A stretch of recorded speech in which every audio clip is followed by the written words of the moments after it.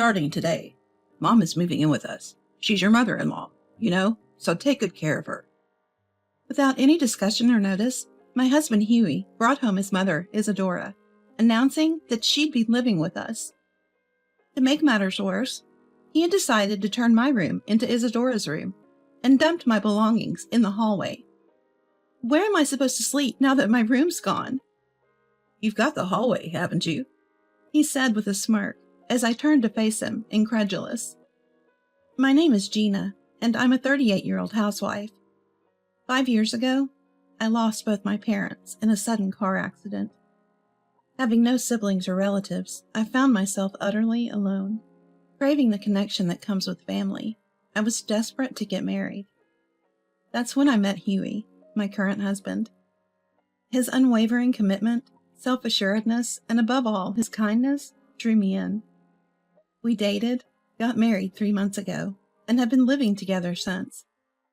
I used to work as a nurse, but overworked myself to the point of falling seriously ill. The diagnosis? Burnout from excessive work. When I told Huey, he said, I've been worried you're pushing yourself too hard. Your health is what matters most. Let me handle work. Why don't you wait for me at home? His concern for my well-being touched my heart. Though hesitant to leave my nursing career, I knew I could return any time thanks to my credentials. So I quit my job and decided to be a full-time housewife. But that's when things began to change between Huey and me. He started to restrict what I could do, saying it was for my own good. But it escalated. Before I knew it, he began to control every aspect of my life.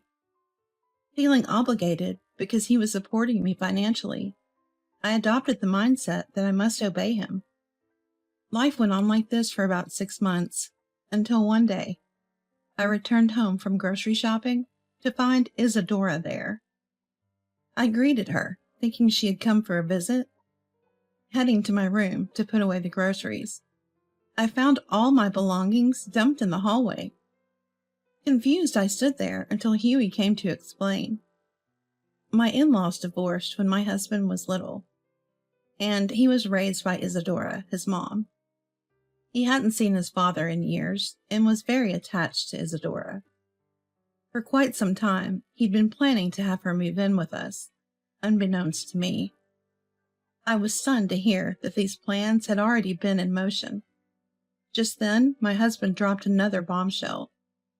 Mom has been doing everything by herself for years. She's getting up there in age, and I want to make her life easier. So, starting tomorrow, make food for 3 people, okay? Take care of all the household chores, and don't bother Mom with them. Got it? Before I could fully understand what he was saying, he added unapologetically that since there's no room for Isadora in this house, she'll be using my room, and my belongings were tossed into the hallway because they were in the way. When I asked where I would sleep, both my husband and Isadora just laughed.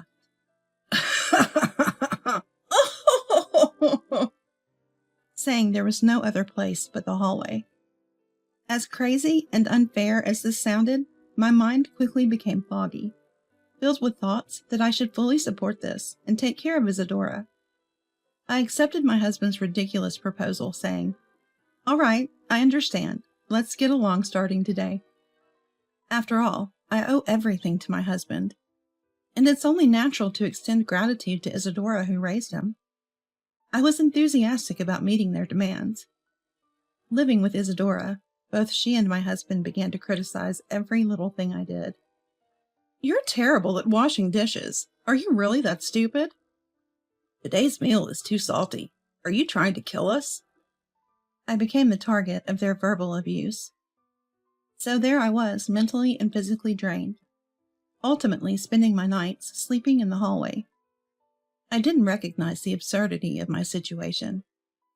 Whenever I felt tired, I blamed myself for not doing enough and obediently went on with my day.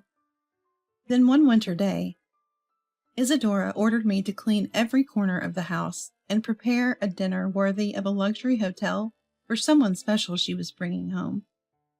I spent the day scouring the house and shopping for ingredients, frantically researching recipes to create an array of lavish dishes.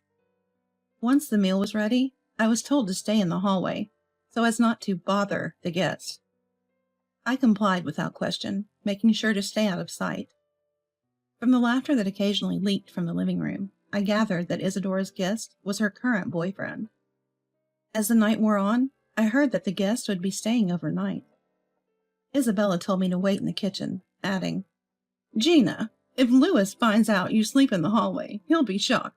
It's not a good look. Could you just sleep in the kitchen tonight, okay?" I was used to listening to my husband, so I went to check with him. He seemed to be in a bad mood from work and yelled, "Don't come in here for every little thing. I don't want to see your face," before hitting me. Being hit was nothing new, so I left quickly to avoid making him angrier. Since I couldn't confirm where to sleep with my husband, I decided to sleep in the hallway as usual. Early in the morning, I was awakened by a surprised male voice and looked up to see a man staring down at me. I didn't see his face yesterday, but it's probably Louis, Isadora's boyfriend. "What are you doing here? Do you sleep in this house?" Caught off guard, I told him the truth. I'm Huey's wife and usually sleep in the hallway. Seeing my nonchalant attitude towards the situation, Louis paused, then asked for my contact information. When I told him I didn't have a cell phone because my husband manages it, he suggested meeting at a nearby cafe when the sun comes up. He asked me to come secretly, without telling my husband or Isadora. His serious gaze convinced me to agree. Later, Louis went home, seen off by Isadora and my husband. As the sun rose, I told my family I was going grocery shopping and headed to the cafe where Louis was already waiting. We went inside. While waiting for our drinks, Louis said, "Actually, I've invited another person today." Shortly after, a woman he knows arrives. "Nice to meet you. I'm Eileen. I've known Louis for a long time." Eileen was an excellent listener, and we had a lively chat. It had been a while since I talked to someone other than my husband and Isadora. I realized I had almost forgotten how to communicate, and I had a great time. On the way home, Eileen, sensing something was off, kindly asked me about my life. I told her the truth, and she invited me for tea again the next day. I agreed. For several days, our morning tea and casual chats continued. As I spoke to Eileen in the cafe, I started to feel something was wrong with my current life. I became emotional during our talks. It was then that I finally realized my current environment was unjust. Eileen softly smiled, gently wiping away my tears with a handkerchief. It turns out Eileen is a mental health professional. Louis had noticed something was off and asked her to come to listen. Eileen explained that if she had immediately pointed out that my husband and Isadora were the issue, I might have closed off. So she took the time to support me, helping me slowly realize what was going on. "At first, I listened to you because it was a job required, but now it's different. I want to help Gina as a friend. If Gina wants our help, we're here, always ready to lend a hand." Hearing these warm words, I can't stop the tears from flowing. Eileen gently rubs my back as I continue to cry uncontrollably. When I finally stop crying, it's time to part ways with Eileen and head home. As we say goodbye, she assures me, "We're always on your side." On the way home, my clouded thoughts finally clear, filling me with a newfound sense of relief. That night, when my husband starts complaining about my cooking again, for the first time, I retort, "If it's too bland for you, add your own seasoning." My husband is momentarily surprised, but quickly turns red with rage. "How dare you speak to me like that?" he shouts. Isadora, who's already there, starts to get angry as well, and both she and my husband yell, "I want a divorce." "Get out of this house now!" Thinking that it might be a good thing for them to kick me out, I simply nod my head as usual. While packing, my husband orders me to be ready for a shower and make the next meal more delicious. To all of this, I reply as always, "It's because I'm a bad wife," and finish packing my minimal belongings. My husband, annoyed that things didn't go his way, lets out a loud sigh and grabs a beer from the kitchen. Ignoring him, I take my bags to the front door. Isadora follows me, letting out an obvious sigh. If you're really sorry, I might forgive you. Now go do the dishes. No, I'm leaving because my husband told me to. Upon hearing this, Isadora goes to call my beer-drinking husband. Ignoring them both, I walk out of the house and into the waiting taxi, putting distance between myself and that home. Inside the taxi, I wonder why I'd ever listened to such people. Maybe unconsciously, I didn't want to sever family ties. Realizing that I had been enduring my husband and Isadora's unreasonable demands and verbal abuse for this reason makes me firmly decide once again that I will divorce for my own freedom.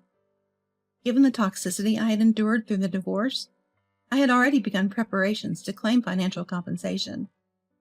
Along with the divorce papers, I sent an invoice. Ever since I left the house, my phone was bombarded with calls and texts from my husband and Isadora, all of which I ignored. Unreachable and furious after reviewing the divorce papers and bills, my husband decided to take legal action against me. I got a notice from the court saying that he had filed a lawsuit against me. I was shaken for a moment, but then thought, well, it figures with those people, and began preparing my case. Thanks to Eileen's advice, I had a strong case. I presented as evidence the recordings I had made of my husband's abusive language before leaving the house, as well as photos of injuries he had inflicted on me, and medical reports that backed them up. The evidence worked in my favor, and I won the case. The court ordered him to grant the divorce and pay tens of thousands in compensation. Finally, I gained a peaceful, humane life. Afterward, Eileen told me that I was oblivious to it, because I was so emotionally dependent on my ex-husband, but the yelling from him and Isadora was heard by the neighbors. There were already rumors that I was perhaps being abused, or at least mistreated. My departure confirmed their suspicions, and the rumors spread like wildfire. I heard they're now seen as the family that tormented their wife. Isadora and Louis broke up right after. It seems they stayed together while I was there because they feared it might hurt me if they separated. Isadora was apparently devastated, clinging to Louis's feet and crying, but he firmly told her, I can't be with someone who doesn't value their son's wife and family. I can't imagine a future with someone who can't feel gratitude for the people close.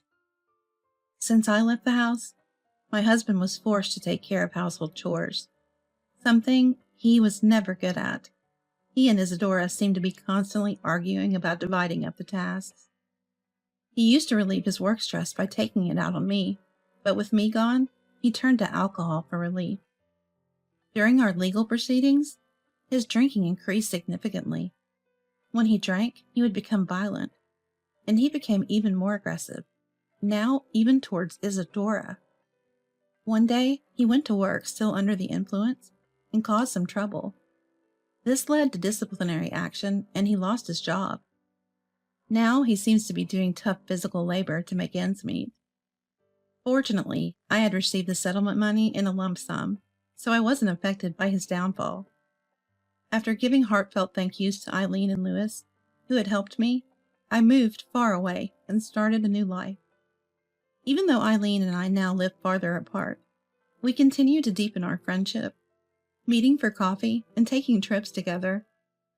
Though this was an awful experience, and I didn't gain a family, I found something equally valuable: true friendship. I've returned to nursing, feeling even more fulfilled than before as I work diligently for my patients. And I've tried starting new things that I've always been interested in, like marathons and swimming. I'm enjoying my days, free and uncontrolled by anyone, filled with fun and excitement.